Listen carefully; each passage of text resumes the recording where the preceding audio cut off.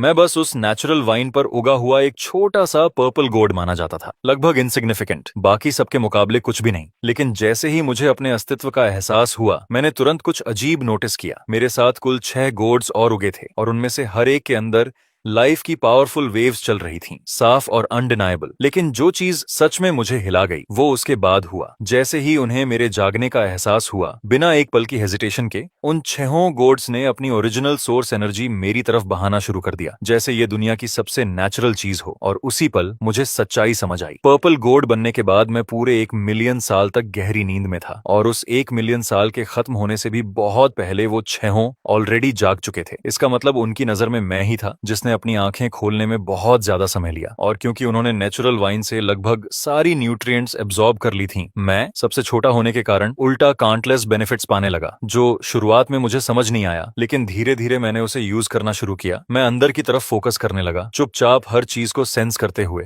और अपनी पूरी ताकत लगाकर उन 6 अलग अलग टाइप्स की ओरिजिन एनर्जी को फ्यूज करने लगा जो मुझे दी गई थी। और फिर समय बीतता गया, 1 और मिलियन साल ऐसे ही निकल गया, जब तक एक दिन मैंने आखिरकार अपने इनकम्प्लीट गोड फॉर्म को रिफाइन कर लिया। सारी ओरिजिन एनर्जी पूरी तरह एक यूनिफाइड एग्जिस्टेंस में मर्ज हो गई, और उसी पल मैंने उसे महसूस किया, एक हल्की सी थ्रेड जो ऑर्डिनरी पावर से कहीं आगे थी, लॉ ऑन ऑफ स्ट्रेंथ की एक झलक। और मैं तुरंत शॉक में जम गया, क्योंकि मुझे पता था इसका मतलब क्या है। Law of strength 3000 great laws में से एक है, ग्रेट डाओ का सबसे सुप्रीम प्रिंसिपल, और पूरे एंशिएंट हेवंस और अर्थ में सिर्फ एक ही अस्तित्व था जो इसे कंट्रोल कर सकता था, महान गॉड पंगु, जिसने हेवन और अर्थ को क्रिएट किया था। और ये रियलाइजेशन आते ही मेरे थॉट्स बिखरने लगे। मैंने सोचा, कहीं रेड गॉड के अंदर जो है वो सच में पांगु तो नहीं। लेकिन नहीं, ये बात समझ में नहीं आ रही थी। ये मानना बहुत मुश्किल था। क्या पांगु क्रिएशन की ग्रेट कैलामिटी में मर नहीं गया था? और जैसे जैसे मेरे इमोशंस अंदर से उथल पुथल कर रहे थे, मैं एक पल के लिए हेजिटेट हुआ। फिर भी मैंने हिम्मत करके रेड गॉड की तरफ पुकारा। मेरी आवाज में डाउट और अर्जेंसी दोनों थे। बिग ब्रदर, क्या तुम पंगु हो? तभी रेड गॉड के अंदर से एक गहरी प्राचीन आवाज गूंजी, शांत लेकिन बेहद गहरी। पंगु? कौन है पंगु? और उस टोन को सुनकर मैं पूरी तरह कंफ्यूज्ड हो गया, क्योंकि वो बिल्कुल झूठ नहीं लग रहा था, जैसे सामने वाला सच में नहीं जानता। और फिर समय फिर से बहने लगा। लाखों साल एक बार फिर गुजर गए, और मैं धीरे धीरे बाकी बची 5 टाइप्स की ओरिजिन एनर्जी को एक एक करके अब्सॉर्ब करता गया। और जब मैं दूसरे भाई की एनर्जी तक पहुंचा, तब मुझे समझ आया कि वो कितनी एक्स्ट्रॉर्डिनरी है, क्योंकि उसने मुझे खुद समय के फ्लो को अपनी इच्छा के अनुसार कंट्रोल करने की एबिलिटी दे दी। और मेरे शरीर के आसपास मैं साफ महसूस कर सकता था कि वो पावर धीरे धीरे शेप लेना शुरू कर रही है। और फिर मेरे साथ कुछ ऐसा हुआ जो पहले से भी ज्यादा अनबिलीवेबल था। मेरे शरीर के आसपास एक अजीब सा टाइम डोमेन बन गया, एक कंप्लीटली यूनिक टेम्पोरल फील्ड, जहां गॉड के अंदर की 1 साल की कल्चरेशन बाहर के 100 साल के बराबर थी। और इस तरह की एक्सेलरेशन ने मेरी ग्रोथ को पूरी तरह अलग लेवल पर पहुंचा दिया, जबकि मैं लगातार बाकी बची ओरिजिन एनर्जीज को एब्जॉर्ब करता जा रहा था। जब मैंने तीसरे भाई की एनर्जी को अपने अंदर लिया, तब मुझे एहसास हुआ कि वो भी उतनी ही मिस्टीरियस है। उसने मुझे पास्ट और प्रेजेंट लाइव्स के सीक्रेट्स को समझने की एबिलिटी दे दी, और उसी के साथ लॉज और पावर को लेकर मेरी अंडरस्टैंडिंग तेजी से बढ़ने लगी। हर गुजरते पल के साथ सब कुछ ज्यादा क्लियर और डीप होता जा रहा था। फिर बारी आई चौथे भाई की ओरिजिन एनर्जी की, जिसने मुझे लाइफ साइकिल की और भी गहरी समझ दी। और सिर्फ कुछ हजार सालों के अंदर ही मुझे ऐसा महसूस होने लगा जैसे मैंने अनगिनत रूपों में जीवन जी लिया हो। मैं एक मछली बनकर नदियों और समंदर में आजादी से तैर चुका था, फिर एक तेज घोड़ा बनकर अंतहीन मैदानों में दौड़ा, और यहाँ तक कि एक डिवाइन ड्रैगन बनकर 9 आसमानों में उड़ान भर चुका था। हर ट्रांसफॉर्मेशन मेरे अस्तित्व पर कुछ नया छाप रहा था। उसके बाद मैंने 5वें भाई की शक्ति को एब्जॉर्ब किया, जो दिखने में सिंपल थी लेकिन असल में बेहद खतरनाक, जैसे एक एंडलेस ब्लैक होल जो दुनिया की हर चीज को बिना किसी एक्सेप्शन के निगल सकता था। और आखिर में छठी बहन की ओरिजिन एनर्जी एक केओटिक फर्नेस जैसी थी, जिसमें हेवन और अर्थ के हर एलिमेंट मौजूद थे, हर एट्रीब्यूट एक डिसऑर्डर में मिला हुआ, इतना कॉम्प्लेक्स कि उसे अलग अलग समझ पाना लगभग इम्पॉसिबल था। और जैसे जैसे मैं इन सबको प्रोसेस कर रहा था, मुझे साफ समझ आने लगा कि मेरे ये 6 भाई और बहन कितने ज्यादा पावरफुल हैं। और यही सोच मुझे अपने बारे में और भी सवाल करने पर मजबूर कर रही थी। अगर उनके पास इतनी मिराक्युलस एबिलिटीज हैं, तो फिर मेरे पास क्या है? मेरी अपनी यूनिक पावर आखिर है क्या? मेरे अंदर डाउट भर गया, क्योंकि हम सब एक ही गोड वाइन से पैदा हुए थे, हमारी ओरिजिन एक ही थी, तो ऐसा नहीं हो सकता कि मैं उनसे बहुत कमजोर हूं। और फिर एक बेहद लंबे समय तक लगातार ट्रायल और एक्सप्लोरेशन करने के बाद खुद के अंदर बार बार खोजते हुए मैंने आखिरकार सच्चाई को खोज लिया। मेरी शक्ति थी डाओ की इनेट रेजोनेंस, या आसान शब्दों में कहूं तो एक एक्स्ट्रॉर्डनरी लेवल की कॉम्प्रिहेंशन, एक ऐसा टैलेंट जो किसी भी चीज को सीखने में मेरी एफिशिएंसी को दोगुना कर देता था। और जैसे ही मैंने इसे समझा, मुझे ये भी एहसास हुआ कि स्ट्रॉन्ग फाउंडेशन कितना जरूरी होता है, खासकर इस एंशिएंट होंगहुआंग वर्ल्ड में जहां एंडलेस कॉन्फ्लिक्ट्स होना तय था। और क्योंकि मेरे हर भाई और बहन की अपनी अलग कल्टीवेशन पाथ थी, मैंने सोचना शुरू किया, क्या होगा अगर मैं उनकी सारी ओरिजिन पावर्स को एक साथ कंबाइन कर दूं? क्या मैं एक ऐसी कल्टीवेशन मेथड बना सकता हूं जो पहले कभी एग्जिस्ट ही नहीं करती थी? और बिना किसी हेजिटेशन के मैंने इस आइडिया पर काम शुरू कर दिया, अलग अलग कल्टीवेशन मेथड्स के एसेंस को डीपली स्टडी करते हुए, उन्हें पीस बाय पीस एनालाइज करते हुए। और मुझे पता भी नहीं चला कि फिर से कितना समय बीत गया, लेकिन उस एंडलेस समय और रिफाइनमेंट के बीच मैं सच में कुछ बिल्कुल नया बनाने में सफल हो गया। एक ऐसी कल्टीवेशन मेथड जो मेरे 6 सिबलिंग्स के एसेंस को एक साथ जोड़ती थी, और मैंने उसका नाम रखा होंगमेंग ग्रेट दाओ। और जैसे ही मुझे अपनी खुद की पाथ मिल गई, मैं शांति से पर्पल गोड के अंदर कल्टीवेशन करता रहा। मेरे चारों तरफ घूमते हुए वायलेट क्लाउड्स थे, जिनके अंदर हेवन और अर्थ के गहरे और अकल्पनीय लॉज छुपे हुए थे। उन वायलेट क्लाउड्स में मेरे लिए एक खतरनाक खिंचाव था, जैसे कोई इनविजिबल फोर्स मुझे अपनी तरफ खींच रही हो। और अंदर ही अंदर मुझे साफ महसूस हो रहा था कि ये बिल्कुल ऑर्डिनरी नहीं है, जिससे मेरे मन में सवाल उठा, क्या ये वही लेजेंडरी होंगमेंग पर्पल एनर्जी हो सकती है, वो प्राइमोर्डियल एसेंस जिसके बारे में मिथ्स में सुना था? लेकिन मैं अभी इसे कंफर्म नहीं कर सकता था, खासकर तब जब मेरे 6 भाई और बहन अभी तक अपने फॉर्म से बाहर नहीं आए थे। इसीलिए मैंने जल्दीबाजी नहीं की और चुपचाप ओरिजिन एनर्जी के साथ साथ उस मिस्टीरियस पर्पल एनर्जी को भी एब्जॉर्ब करता रहा। टाइम को अपने हिसाब से बहने दिया और पता ही नहीं चला कब कुछ और मिलियन साल ऐसे ही गुजर गए। फिर एक दिन मैं पूरी फोकस के साथ कल्चरेशन कर रहा था, तभी अचानक एक डीफेनिंग रोअर ने पूरे हेवन और अर्थ को हिला दिया। मैं शॉक में अपनी ट्रांस से बाहर आ गया और ऊपर देखा तो ठीक उसी पल रेड गोड जोर से फट गया और उसके अंदर से एक विशाल आकृति बाहर निकली। एक लंबा चौड़ा आदमी, मजबूत मसल्स और घनी दाढ़ी के साथ। उसके पूरे शरीर से एक एंशिएंट और ओवरवेलमिंग प्रेजेंस फैल रही थी। और तुरंत बाकी 5 गोड्स के अंदर मौजूद बीइंग्स एक्साइटमेंट में चिल्लाए, बधाई हो बड़े भाई आपके इमर्जेंस पर, और बधाई हो बड़े भाई आपके जन्म पर। और मैं भी इंस्टिंक्टिवली उनके साथ बोल पड़ा, बधाई हो बड़े भाई आपके आगमन पर। तभी वो दाढ़ी वाला दानव जोर से हंसा, अपने हाथ फैलाते हुए बोला, हा हा हा, अच्छे से कल्टीवेट करो, एक दिन तुम भी बाहर आओगे। फिर उसने अपने शरीर को स्ट्रेच किया और इस विशाल एंशिएंट दुनिया को पूरी तरह एम्ब्रेस किया, जैसे किसी भूली हुई चीज से फिर से जुड़ रहा हो। लेकिन अचानक उसका एक्सप्रेशन बदल गया। उसने हल्का सा भौहें सिकोड़ते हुए कहा, ये दुनिया इतनी फेमिलियर क्यों लग रही है, जैसे कोई खून का रिश्ता हो, जैसे ये मुझे रिस्पॉन्ड कर रही हो। उसकी ये बात सुनते ही मेरे सीने में एक अजीब सी बेचैनी उठी और मेरे दिमाग में ख्याल आया, ये ठीक नहीं है। क्या होगा अगर बड़ा भाई सच में पांगू है, और अगर वो ओरिजिनल पांगू नहीं भी है तो भी उसका उससे गहरा कनेक्शन जरूर है। या उससे भी बुरा, कहीं वो पांगू का रीबर्थ तो नहीं बिना अपनी पिछली यादों के। इसके बाद वो दाढ़ी वाला विशाल आदमी गोड वाइन के आसपास घूमने लगा, हर चीज को ध्यान से देखता रहा और फिर वापस अपनी जगह आकर कल्टीवेशन में लग गया। लेकिन उस पल के बाद से उसने नेचुरली हम छोटे भाई बहनों की प्रोटेक्शन की जिम्मेदारी अपने ऊपर ले ली। वो बाहर जाकर लकड़ी काटता, गोड वाइन के चारों तरफ फेंस बनाता और एक बड़ा सा सेटलमेंट तैयार कर दिया, जिसे उसने गोड विलेज नाम दिया। और इसी तरह फिर से अनगिनत साल गुजर गए, जब तक एक दिन जब वो दाढ़ी वाला आदमी लकड़ी इकट्ठा करने बाहर गया हुआ था, तभी अचानक एक प्रेजेंस प्रकट हुई। एक मिस्टीरियस बूढ़ा आदमी जिसके चारों तरफ सैक्रेड और ऑन्थर वर्ल्डली ऑरा था, अचानक शून्य से निकलकर गॉड वाइन के सामने आ खड़ा हुआ और उसे देखते हुए उसने प्रशंसा में कहा, क्या ही सुंदर नेचुरल गोड वाइन है, इस वाइन ने सच में ट्रांसफॉर्मेशन झेला है, ये एक्स्ट्रॉर्डिनरी है, बिल्कुल यूनिक। जब वो बूढ़ा आदमी उस विशाल गोड वाइन को ध्यान से इंस्पेक्ट कर रहा था तो वो खुद से धीरे धीरे कुछ बड़बड़ा रहा था। उसकी आवाज धीमी थी लेकिन क्यूरियोसिटी से भरी हुई, और मैं अभी उसकी प्रेजेंस को प्रॉपर्ली समझ भी नहीं पाया था कि तभी अचानक एक गुस्से भरी आवाज गूंजी। वो मेरा गरम मिजाज 5वां भाई था जो चिल्लाया, ओए बूढ़े सांप, तू आखिर है कौन, वहां खड़ा खड़ा क्या बड़बड़ा रहा है? लेकिन वो बूढ़ा जरा भी नाराज नहीं हुआ, बल्कि उसने उन गॉड्स की तरफ और भी ज्यादा हैरानी से देखा और बोला, इस वाइन से पैदा हुए ये गॉड्स, इन्होंने सच में लिविंग बीइंग्स को जन्म दिया है। ये तो एक अनप्रेसिडेंटेड फिनोमिनन है, ऐसा कुछ पहले कभी नहीं देखा गया। फिर उसका एक्सप्रेशन अचानक बदल गया, जैसे कुछ मैच नहीं कर रहा हो, और वो आगे बोला, नहीं ये सही नहीं है, इस वाइन पर तो 7 गॉड्स होने चाहिए, लेकिन मुझे अभी सिर्फ 6 ही क्यों दिख रहे हैं? क्या उनमें से एक पहले ही इमर्ज होकर ट्रांसफॉर्म हो चुका है? ये कहते हुए उसकी आवाज हल्की सी ऊंची हो गई, जैसे वो खुद भी शौक छुपा नहीं पा रहा था। लेकिन लेकिन वो कुछ और बोल पाता उससे पहले ही मेरा चौथा भाई ग्रीन गोड गुस्से में चिल्लाया, ओए बूढ़े सांप, बहुत ज्यादा शोर मचा रहा है तू अपनी फुसफुसाहट से, संभल कर। हमारा बड़ा भाई वापस आया ना तो तेरी सारी हड्डियां तोड़ देगा, अभी के अभी निकल जा यहाँ से। फिर भी वो बूढ़ा बस शांत मुस्कुराया और बोला, शांत रहो, मैं होंगजून हूँ और मेरा तुमसे कोई बुरा इरादा नहीं है, बस इतना है कि मुझे तुम में से किसी एक के साथ एक अजीब सा कनेक्शन महसूस हो रहा है। और जैसे ही मैंने ये नाम सुना, होंगजुन, मेरा पूरा अस्तित्व जैसे जम गया। शौक की लहर मेरे अंदर दौड़ गई। तो ये बूढ़ा असल में होंगजून था, होंगहुंग वर्ल्ड का डाओ एंसेस्टर। और उसी पल मेरा चेहरा फीका पड़ गया, क्योंकि मुझे इसका मतलब अच्छी तरह पता था। ओरिजिनल होंगहुआंग लेजेंड्स में इस वाइन के साथ सेक्रेड गोड्स आखिरकार संकिंग, नुआ, दोंगहुआंग ताई होंगजुन और हाओतियन जैसे पावरफुल बीइंग्स के हाथों में जाने वाले थे।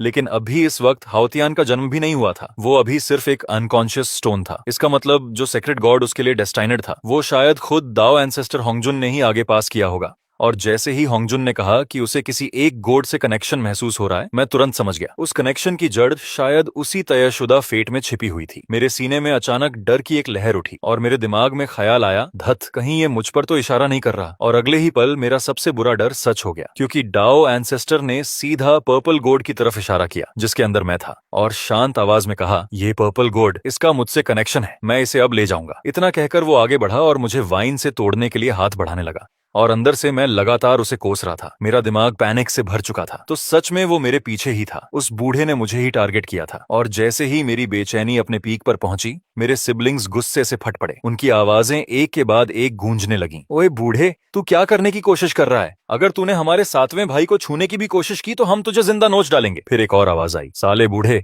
मेरे 7वें भाई को हाथ लगाने की हिम्मत मत करना, मरना है क्या तुझे? और तीसरी आवाज गरजी, तू कमीना डाओइस्ट, क्या तुझे अपनी जान से प्यार नहीं? हमारे 7वें भाई को लेने की सोच भी कैसे ली? बस इंतजार कर, जैसे ही मैं फॉर्म लेता हूँ तुझे राख बना दूंगा। उनका गुस्सा आसमान छू रहा था, लेकिन सच्चाई बेहद क्रूर थी। अभी तक उनमें से कोई भी पूरी तरह फॉर्म नहीं ले पाया था, इसीलिए वो सिर्फ बेबस होकर देख सकते थे। जैसे होंगजुन का हाथ धीरे धीरे मेरी तरफ बढ़ता जा रहा था, और ठीक उसी क्रिटिकल पल में जब सब कुछ खत्म होने वाला लग रहा था, अचानक एक भारी और ठंडी आवाज आसमान में गूंज गई, जैसे कोई थंडर क्लैप हो, और उसी पल सब कुछ फ्रीज हो गया। होंगजुन का हाथ जो हवा में रुका हुआ था, अचानक वहीं थम गया। उसका पूरा शरीर हल्का सा कांप उठा, जैसे किसी एंशियंट और खतरनाक बीस्ट ने उसे लॉक कर लिया हो। उसके मसल्स इंस्टिंक्टिव डर से टाइट हो गए, और तभी मैंने अपने सिबलिंग्स की आवाज सुनी, राहत और गुस्से से भरी हुई। बड़े भाई, आप आखिरकार वापस आ गए। ये कमीना बूढ़ा हमारे 7वें भाई को लेने आया है, जल्दी इसे खत्म करो। और जैसे ही उन्होंने उस विशाल आकृति को देखा जो चुपचाप उस बूढ़े डाओइस्ट के पीछे प्रकट हुई थी,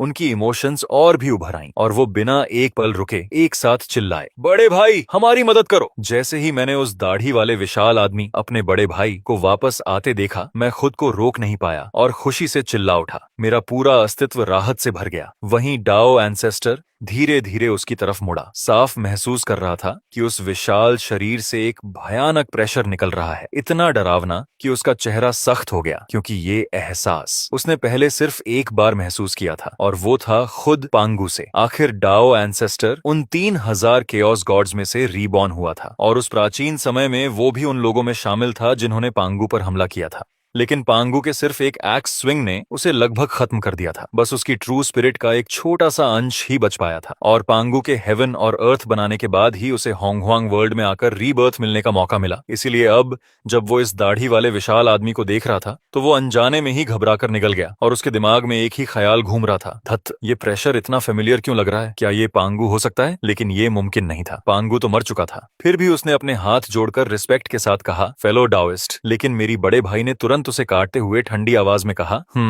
तू मेरे 7वें भाई को छूने की सोच रहा है? होंगजुन ने जल्दी से जवाब दिया, मेरा ऐसा इरादा नहीं है, लेकिन उस पर्पल गोड का मुझसे सच में कनेक्शन है। ये सुनते ही मेरा भाई गुस्से में गरजा, कनेक्शन गया भाड़ में। और अगले ही पल उसका शरीर अपने वेपन के साथ मर्ज हो गया। उसके ऊपर एक विशाल एक्स प्रकट हुआ, जो आसमान की तरफ उठा और फिर पूरी ताकत से डाओ एंसेस्टर की तरफ गिरा दिया गया। और उसी पल वो जंग लगा सा दिखने वाला जायंट एक्स अचानक हजारों चमकती रोशनी में फट पड़ा, जैसे पूरे होंगहुंग वर्ल्ड की शक्ति उस एक वार में समा गई हो। ये देखकर मेरा दिल तक हिल गया, और मेरे दिमाग में बस एक ही बात आई, धत, ये तो हद से ज्यादा पावरफुल है। ये पहली बार था जब मैं बड़े भाई को अटैक करते हुए देख रहा था, और मेरे अंदर एक्साइटमेंट बेकाबू होकर उभर रही थी। वहीं दूसरी तरफ डाओ एंसेस्टर ने भी इतनी जल्दी और इतनी खतरनाक ताकत वाले हमले की उम्मीद नहीं की थी, क्योंकि अगर वो वार सच में लग जाता तो सब कुछ एक ही पल में बदल जाता। अगर वो वार सच में लग जाता तो उसकी सोल और स्पिरिट पूरी तरह मिट जाती, इसमें जरा भी शक नहीं था। और उससे भी बढ़कर उस अटैक के अंदर जो ऑरा था वो उसे डरावनी तरह से फेमिलियर लग रहा था, जिसने उसके दिल के अंदर गहरी दहशत भर दी। डाओ एंसेस्टर का चेहरा तुरंत बदल गया, उसका रंग उड़ गया और उसकी आंखें शौक में लगभग बाहर निकल आईं। बिना एक पल गंवाए उसने अपना हाथ अपने माथे पर रख दिया और अगले ही क्षण उसके सिर के पीछे एक मल्टी कलर क्लाउड प्रकट हुआ, जिसके अंदर होंगमेंग वर्ल्ड की एक धुंधली झलक दिखाई दे रही थी। और उसके बाहर गोल्डन पर्ल्स, एक गोल्डन लोटस और एक गोल्डन लैंप तेजी से घूमने लगे, जिनसे रहस्यमयी रोशनी की किरणें बारिश की तरह बरस रही थीं और मिलकर एक चमकदार बैरियर बना रही थीं, जो उसके पूरे शरीर को कसकर प्रोटेक्ट कर रहा था। ये सब देखकर मुझे तुरंत समझ आ गया कि होंगवांग वर्ल्ड में मैं पहली बार कुछ ऐसा देख रहा हूं। एब्सोल्यूट स्ट्रॉन्गेस्ट के बीच की लड़ाई, दो अनमैच्ड एक्सपर्ट्स का पी क्लैश। और मैं अपनी आंखें पूरी तरह खोलकर हर डिटेल को पकड़ने की कोशिश कर रहा था, कहीं कुछ मिस न हो जाए। और जैसे ही अगला पल आया, वो जायंट एक्स की चकाचौंध भरी रोशनी अनस्टॉपेबल हो गई, अपने रास्ते में आने वाली हर चीज को कुचलते हुए सब कुछ राख में बदलती चली गई। डिवाइन क्लाउड्स जोर जोर से कांपने लगे और गोल्डन पर्ल्स, लोटस और लैंप जैसे अनगिनत सेक्रेड ट्रेजर्स चारों तरफ बिखर गए। वहीं डाओ एंसेस्टर खुद बार बार पीछे हटने को मजबूर हो गया। उसका चेहरा पूरी तरह पीला पड़ चुका था, उसका गला कस गया और आखिरकार उसने ताजा खून की एक धार बाहर उगल दी। मैं अपने दाढ़ी वाले बड़े भाई को पूरी तरह शौक में घूर रहा था और दूसरी तरफ डाओ एंसेस्टर भी उसी डिसबिलीफ के साथ उसे देख रहा था, जैसे उसकी समझ के बाहर कुछ हो गया हो। जबकि मेरे पीछे बाकी पांचों भाई बहन पहले ही एक्साइटमेंट में भर चुके थे और एक साथ चिल्ला रहे थे, कमाल है, उस बूढ़े को और मारो। लेकिन मैं वहीं खड़ा रह गया, बिल्कुल स्तब्ध, क्योंकि जो मैंने अभी देखा था उस पर यकीन करना आसान नहीं था। आखिर डाओ एंसेस्टर कौन था? पूरे होंगवांग वर्ल्ड का सबसे शक्तिशाली अस्तित्व माना जाता था वो, और फिर भी मेरे बड़े भाई के सिर्फ एक वार से वो घायल हो गया और मेरे दिमाग में खुद ब खुद निकला, धत, बड़ा भाई तो हद से ज्यादा ताकतवर है। क्योंकि भले ही डाओ एंसेस्टर अभी पूरी तरह सैंक्टिफिकेशन तक नहीं पहुंचा था, फिर भी पूरे होंगहोंग में ऐसे बहुत कम लोग थे जो उसे एक ही चाल में खून बहाने पर मजबूर कर सकें। यहां तक कि डीमन एंसेस्टर लुहाओ भी ऐसा नहीं कर सकता था। और यही सोच मेरे दिमाग में एक खतरनाक सवाल फिर से ले आई, क्या बड़ा भाई सच में पांगु हो सकता है? लेकिन मैंने तुरंत उस ख्याल को झटक दिया, क्योंकि पांगु की ताकत बिल्कुल अलग स्तर की थी। उसने अकेले ही 3000 केओस गॉड्स को खत्म कर दिया था और अपनी ही शक्ति से हेवन और अर्थ की रचना की थी। उसका रेलम तो ग्रेट डाओ से बस आधा कदम दूर था, एक ऐसा स्तर जहां से ट्रांसेंडेंस बस एक कदम दूर रह जाती है। फिर भी अभी अपने भाई को देखते हुए, लॉ ऑफ स्ट्रेंथ पर उसका कंट्रोल और उसकी वो भयानक ताकत देखकर ये मुमकिन लग रहा था कि शायद वो पांगु की डिवाइन सोल का कोई हिस्सा हो जो इस दुनिया में रीबॉर्न हुआ है। और ये ख्याल आते ही मेरा दिल एक्साइटमेंट से तेजी से धड़कने लगा। लेकिन मैं आगे कुछ सोच पाता उससे पहले ही डाओ एंसेस्टर, जो साफ तौर पर हिल चुका था, जल्दी से बोला, फेलो डाओइस्ट, मेरा सच में कोई बुरा इरादा नहीं है, कृपया अटैक रोक दीजिए। लेकिन मेरे भाई ने जरा भी देर नहीं की, उसकी ठंडी आवाज हवा को चीरती हुई निकली, निकल जाओ। मेरे दाढ़ी वाले बड़े भाई ने धीरे धीरे उस विशाल एक्स को नीचे किया। उसकी आंखें जलती हुई आग की तरह तेज थीं और उसने ठंडी आवाज में कहा, हम फिर मिलेंगे। उसके ये शब्द सुनते ही डाओ एंसेस्टर ने अपनी नजर मेरी तरफ घुमाई, उस पर्पल गोड की तरफ जिसमें मैं था। कुछ पल तक मुझे गहराई से घूरता रहा, फिर मेरे भाई को सम्मान से प्रणाम किया और एक रोशनी की किरण बनकर दूर गायब हो गया।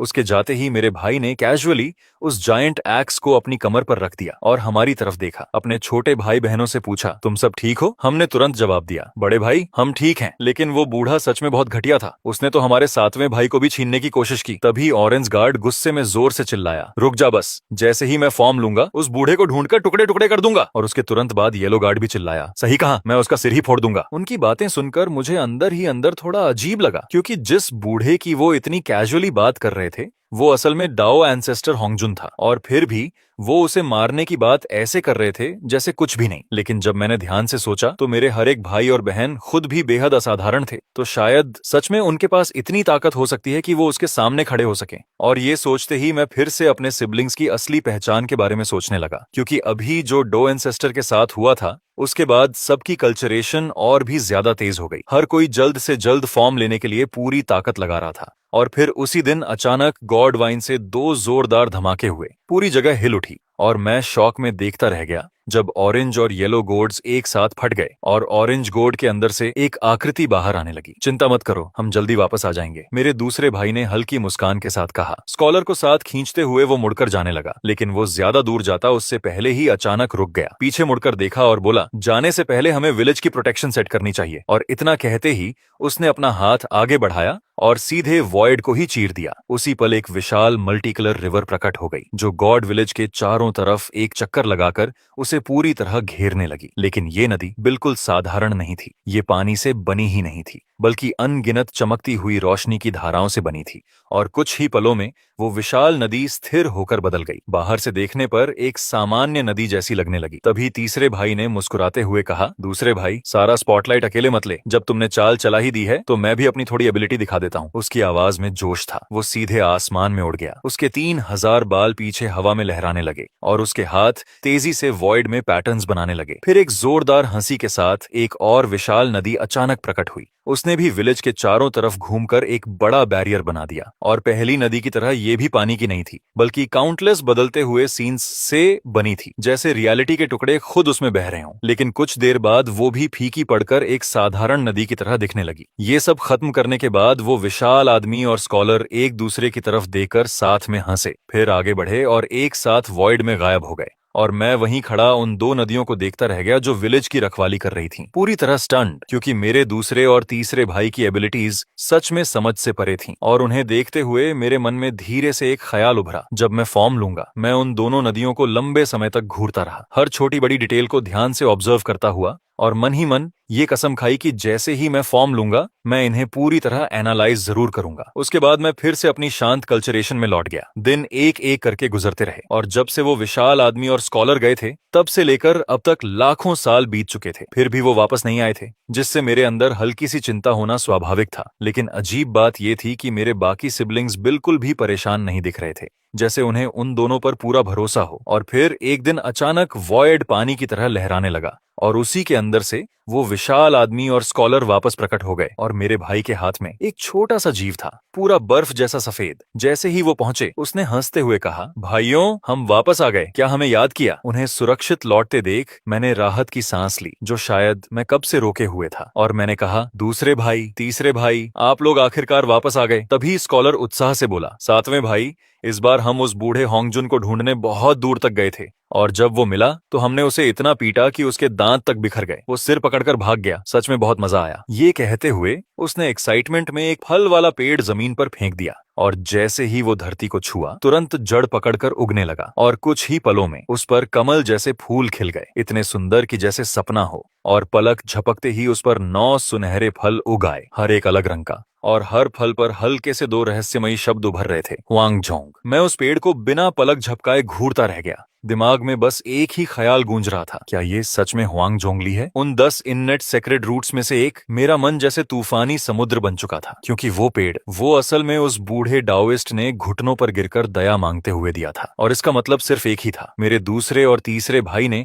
सच में डाओ एंसेस्टर को उस हालत तक पीट दिया था। इस सच्चाई ने मुझे पूरी तरह निशब्द कर दिया, लेकिन मैं अभी इसे समझ ही रहा था कि तभी मेरे दूसरे भाई ने कैजुअली उस छोटे सफेद जानवर को जमीन पर फेंकते हुए कहा, सातवें भाई, ये छोटा सा प्राणी दिखने में नरम और अच्छा है, इसे कुत्ते की तरह पाल ले, अकेलापन नहीं लगेगा। लेकिन जैसे ही उस छोटे जीव ने गर्व से कहा, मैं जानवरों का एक महान राजा हूँ, वो तुरंत गुस्से में गरज उठा, जैसे विरोध कर रहा हो। मगर वो अपनी बात पूरी कर पाता उससे पहले ही उसके सिर पर एक तेज चपत पड़ी, और मेरे भाई की आंखें ठंडी हो गईं। उसने सख्ती से कहा, अगर कुत्ता नहीं बनना तो तुझे मारकर सूप बना दूंगा। और उसी पल वो छोटा जानवर डर से सिमट गया, जो भी वो कहने वाला था वो निगल गया। कांपते हुए उसे देखने लगा, साफ पता चल रहा था कि पहले भी उसे बुरी तरह सजा मिल चुकी है। और फिर आने वाले दिनों में हम सब फिर से गोड विलेज में अपनी शांत कल्टीवेशन में लग गए। उस छोटे जीव को श्याओबा नाम दिया गया, और हर दिन श्याओबा भागने के नए तरीके सोचता, लेकिन विलेज को घेरने वाली उन 2 नदियों से वो साफ डरता था, एक कदम भी उनके पार जाने की हिम्मत नहीं करता था। एक बार तो वो गलती से एक नदी में गिर गया और लगभग डूब ही गया था, अगर मैं उसे बाहर न निकालता। और उस दिन के बाद उसने भागने की कोशिश ही छोड़ दी। अब वो नदियों से दूर रहता और चुपचाप विलेज के अंदर ही रहता। और इसी तरह कुछ और लाखों साल पलक झपकते ही बीत गए। फिर एक दिन अचानक बाहर से एक रोशनी की किंडी किरण विलेज की तरफ आई, और जैसे ही वो खत्म हुई एक आकृति सामने आई। वो और कोई नहीं बल्कि खुद डॉ एंसेस्टर होंगजुन था, और दूरी से ही उसने आदर के साथ हाथ जोड़कर कहा, फेलो डाओइस्ट्स, होंगजुन मिलने आया है। और मैं भी समझ गया कि वो उन दो नदियों से सावधान था, इसीलिए वो दूर ही रुककर पहले सम्मान दिखा रहा था। ये देखकर मेरे मन में खुद ब खुद एक ख्याल आया, अब ये दिलचस्प होने वाला है। वो बूढ़ा होंगजुन सच में बहुत जिद्दी निकला, फिर से वापस आ गया जैसे खुद ही मुसीबत ढूंढ रहा हो। और जैसे ही मेरे बड़े भाई ने उसकी आवाज सुनी, वो बिना एक पल गनवाए बाहर निकल गया। लेकिन दूरी बहुत ज्यादा थी और बीच में वो दो रहस्यमयी नदियां अभी भी खड़ी थीं, इसलिए मैं उनकी बात सुन नहीं पाया। बस धुंधला सा देख पाया कि मेरा भाई हाथ में दो बचर नाइव्स लिए गुस्से में चिल्ला रहा था, जबकि दूसरी तरफ डाओ एंसेस्टर सावधानी से खड़ा था। और आखिर में होंगजुन के पास फिर से पीछे हटने के अलावा कोई रास्ता नहीं बचा। वो दूर आसमान में उड़कर चला गया और तभी मेरा भाई शांत होकर वापस लौटा। उसके बाद स्कॉलर ने पूछा, दूसरे भाई, इस बार वो कमीना क्या चाहता था? तो मेरे भाई ने लापरवाही से जवाब दिया, वो बूढ़ा चाहता है कि मैं उसके साथ चलकर कोई जुक्सियान स्वॉर्ड फॉर्मेशन तोड़ने में मदद करूं, लेकिन मेरे पास उस बेकार काम के लिए समय नहीं है। अगर उसे करना है तो खुद करे। ये सुनते ही मैंने धीरे से बुदबुदाया, जूशियन स्वॉर्ड फॉर्मेशन, लगता है ड्रैगन हान ग्रेट कैलेमिटी अपने अंतिम चरण में पहुंच चुकी है। और उसी पल मेरे दिमाग में एक ख्याल कौंधा, मेरी आंखें चमक उठी और मैंने तुरंत कहा, दूसरे भाई, तीसरे भाई, मुझे लगता है आपको ये ऑफर एक्सेप्ट कर लेना चाहिए। मेरी बात सुनकर दोनों चौंक गए, मेरी तरफ देखकर बोले, सातवें भाई, क्या मतलब है तो अन्याय तुम्हारा? हम उस बूढ़े की मदद क्यों करें? मैंने तुरंत साफ किया, मैं ये नहीं कह रहा कि आप होंगजुन की मदद करें, मैं कह रहा हूं कि इस मौके का फायदा उठाओ और ट्रेजर्स अपने हाथ में लो। ऐसी लड़ाई में अनगिनत लोग मरेंगे और घायल होंगे, और उस वक्त बहुत सारे ट्रेजर्स बिना मालिक के रह जाएंगे। अगर हमने मौका नहीं लिया तो सब कुछ उस बूढ़े डाओइस्ट होंगजुन के हाथ में चला जाएगा। ये सुनते ही उस विशाल आदमी और स्कॉलर दोनों की आंखों में चमक आ गई। उन्होंने सिर हिलाते हुए कहा, सातवें भाई सही कह रहा है, चलो तुरंत निकलते हैं। और इतना कहते ही मेरे दूसरे भाई ने स्कॉलर को पकड़ा और दोनों बिना देर किए विलेज से बाहर उड़ गए, जबकि हम बाकी सब वहीं रहकर अपनी कल्टीवेशन में लग गए। लेकिन ठीक उसी पल मैंने अचानक उस दाढ़ी वाले विशाल आदमी से एक अजीब सा ऑरा महसूस किया, कुछ अलग, कुछ पहले से भी ज्यादा गहरा।